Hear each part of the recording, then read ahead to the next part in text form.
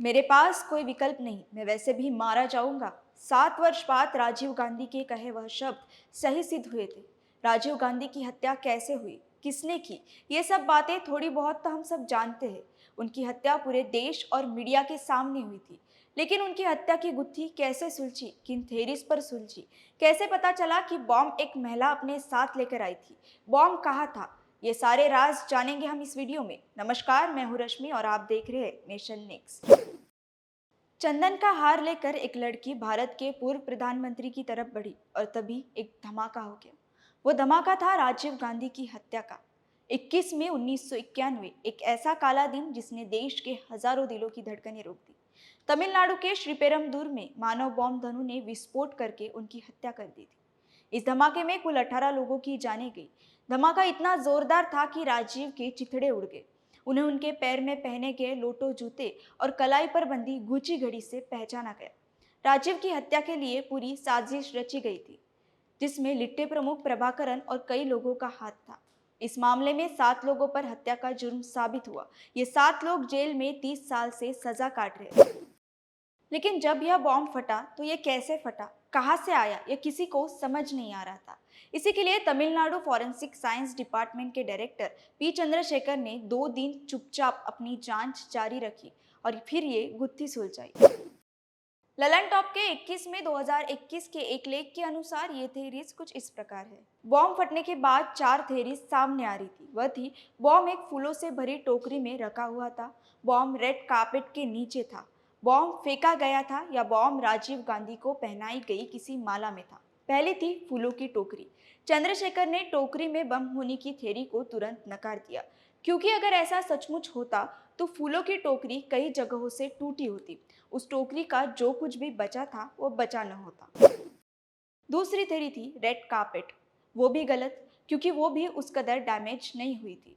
जब बॉम्ब फटता है तो 360 डिग्री में फोर्स जाता है, इसलिए ये भी पॉसिबल नहीं था कि बॉम्ब को किसी जगह से राजीव गांधी के ऊपर फेंका गया हो। जहां तक माला की बात है, माला बहुत ही पतली थी। इतना शक्तिशाली बॉम्ब इतनी छोटी माला में छुपा होना संभव नहीं था। चंद्रशेखर ने हमले में मारे गए 18 शवों का परीक्षण किया।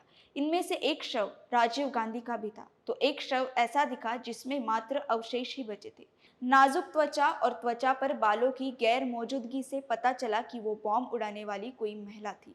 चंद्रशेखर ने छोटी छोटी चीजों का भी ध्यान रखा, जैसे नाखूनों पर नेल पॉलिश का लगा होना। उस शव का सिर्फ सिर, लेफ्ट बाजू और कमर के नीचे का कुछ हिस्सा ही बचा था। पूरा दाहिना हाथ और पेट का हिस्सा गायब था। इन सभी सुरागों से पता चला कि मानव बॉम्ब एक औरत थी। अब एक सुराग उनको फिर मिला, डेनिम की बनियान का बचा हुआ हिस्सा। जब चंद्रशेखर ने और जांच की तो उन्हें डेनिम की कपड़े की बनियान मिली, जिसमें वेल्क्रो लगा हुआ था। इससे उन्होंने अंदाजा लगा लिया कि बॉम्ब को पेट और कमर के आसपास एक बेल्ट में लगाया गया। किसी केस के चक्कर में कुछ महीने पहले चंद्रशेखर ने इंग्लैंड में ऐसी ही एक वेल्क्रो लगी बनियान को देखा था। यहाँ यह साफ हुआ कि बॉम्ब एक बेल्ट में लगाकर शरीर के चारों ओर लपेटा गया था। इस बात की और भी ज्यादा पुष्टि हुई धमाके के बाद ली गई तस्वीरों से। नॉर्मल तौर पर जब इंसानों को एक झटका लगता है और वो बैलेंस लड़खड़ाकर गिरते हैं तो फ्लैट होकर गिरते हैं, पर राजीव गांधी के चारों ओर खड़े लोग एक सर्कल के घेरे में गिरे थे। इससे ये पता लगा कि ब्लास्ट जमीन के 3-3.5 फीट ऊपर हुआ था। अब आगे के इन्वेस्टिगेशन में कुछ इंटरेस्टिंग मिला। बॉम्ब लपेटकर आने वाली औरत का चेहरा तो बच गया था, लेकिन उसके पीछे का हिस्सा फट गया था। इससे पी चंद्रशेखर ने यह अनुमान लगा लिया कि बॉम्ब बेल्ट के पीछे लगा हुआ था। अगर कमर के चारों ओर लगा होता तो ब्लास्ट से उसका चेहरा भी नहीं बचता। जब उसके कपड़े देखे गए तो मालूम चला कि उसकी सलवार एकदम ठीक थी, जबकि कमीज, दुपट्टा और ब्रा के चिथड़े उड़ गए थे। ब्रा डेनियम बनियान से चिपक गई थी। इसका मतलब था कि बॉम्ब वाली डेनिम की बनियान ब्रा और कमीज के बीच में पहनी गई थी। अब बारी आई कि बॉम्ब फटने के दौरान सब किस पोजीशन में थे। अगर सब सीधे खड़े होते तो सलवार के बीच चिथड़े उड़ गए होते, खासकर पीछे के हिस्से में, क्योंकि बॉम्ब पीछे लगा हुआ था। लेकिन वो सलवार ठीक थी, इससे अंदाजा लगाया गया कि वो हल्का सा झुकी हुई होगी। अब झुकी हुई क्यों होगी? तो पैर छूने के लिए। यहाँ पर ह्यूमन बिहेवियर की थ्योरी लगाएगी। मान लीजिए आपके कोई पैर छूने आते हैं, तो आप क्या करते हैं? उसे उठाने के लिए झुकते हैं और उसे कंधे से पकड़कर उठा लेते हैं। ठीक यही वहां भी हुआ। बॉम्ब लपेटे हुई औरत पैर छूने के लिए नीचे झुकी। राजीव गांधी उसे उठाने के लिए नीचे झुके और उसने ट्रिगर दबा दिया। इसी कारण से राजीव गांधी का पूरा चेहरा फट गया था। उनके चेहरे की हड्डियां 100 मीटर से भी ज्यादा दूर तक फैल गई थी, लेकिन उनकी पीठ अपनी जगह पर थी और साबुत थी। इससे यह पक्का हो चुका था कि वो उसे उठाने के लिए झुके और उसी वक्त बॉम्ब फट गया। चंद्रशेखर को इस क्राइम की रिपोर्ट और डॉक्यूमेंट तैयार करने में 6 महीने का समय लगा। उन्होंने कई तस्वीरों का सहारा लिया जो ब्लास्ट के पहले और बाद में खींची गई थी।